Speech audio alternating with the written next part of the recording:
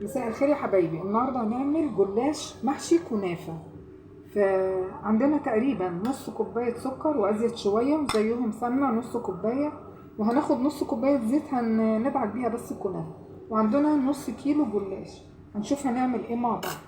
هنجيب الكنافه الاول، هنحط عليها شويه زيت كده ندعكها بيها، خليها نفركها كده حلوه شويه، ونخلي السمنه للجلاش. هنحط تقريبا نص كوباية سكر لان احنا لسه هنسقيه شربات خفيف. نعمل بايدينا بس كده عشان نتأكد من كل حاجة تمام، على خفيف خالص. احنا عايزين نشبع الكنافة بالسكر والزيت.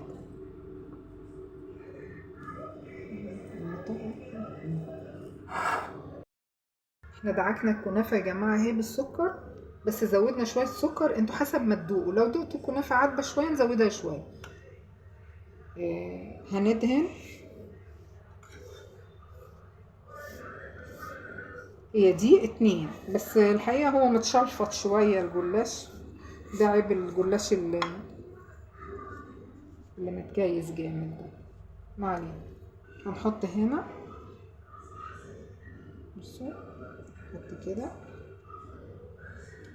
عايزين تحطوا جوز هند اوكي، عايزين نحط مهلبية شغال، كله شغال اهو. يا رب بس اهو اهو.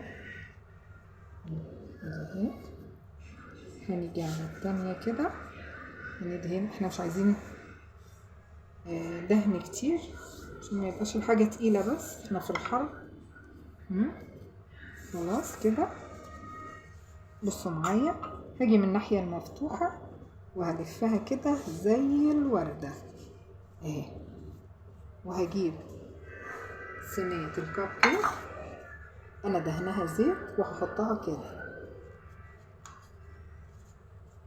طبعا هندهنها بعد ما هنخلط. هوريكم واحدة تانية.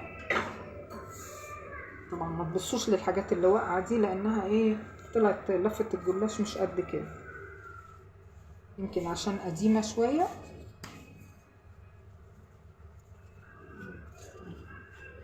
بصوا هنجيبها كده اهي.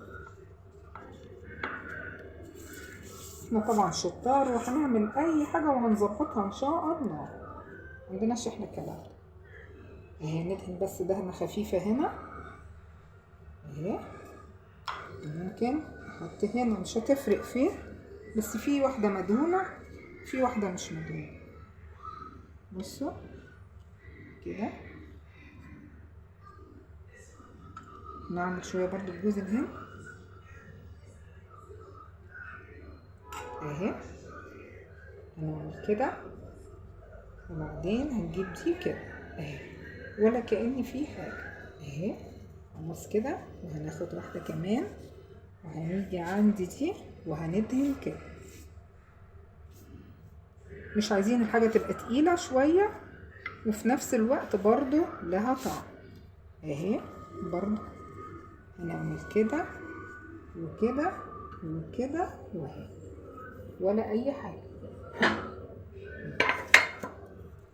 ممكن نلفها كمان كده اهي. طبعا لما هتستوي هتطلع بنفس الشكل ده.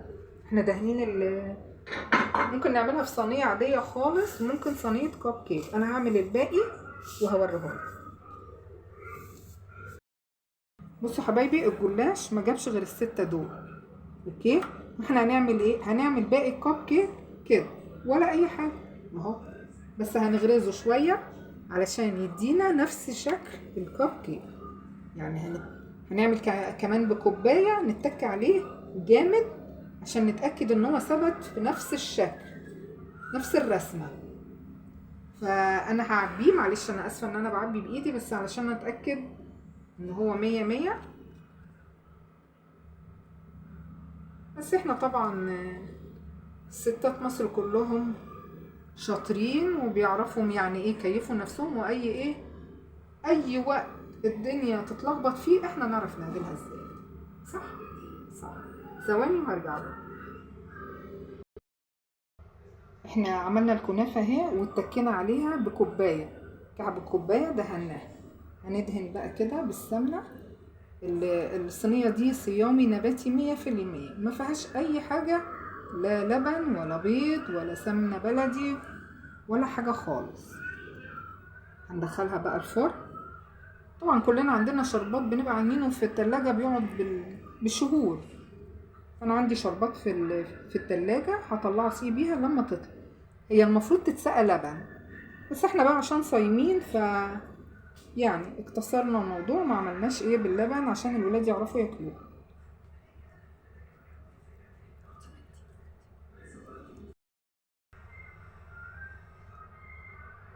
هندخلها الفرن على حرارة 180، ولو اصفرت من حوالين الجناب كده يبقى نتأكد انها استوت من تحت، يبقى تحت الشواية مفيش 7-8 دقايق. انتظروها.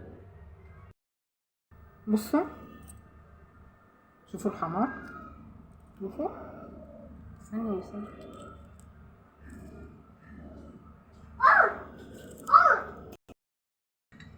بصوا حبايبي، هنسقي اهو. الشربات مش خفيف، تقيل شوية. بصوا، كلنا بنعرف نعمل الشربات، كلنا متعانا عندنا في التلاجة شربات على طول في الحلويات.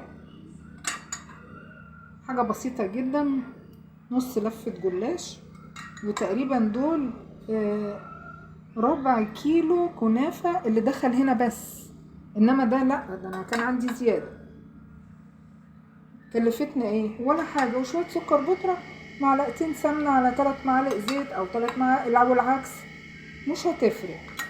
بس حاجة حلوة، هنأكل الولاد. لو عندك ضيوف جايين بسرعة ومعرفتيش وما عندكيش حاجة او اخر الشهر او ظروف او اي حاجة، هتطلعي من الفريزر وتعملي احلى جلاش. ممكن كمان نحشي الجلاش ده حاجة تانية غير الكنافة. هنحشيه ايه؟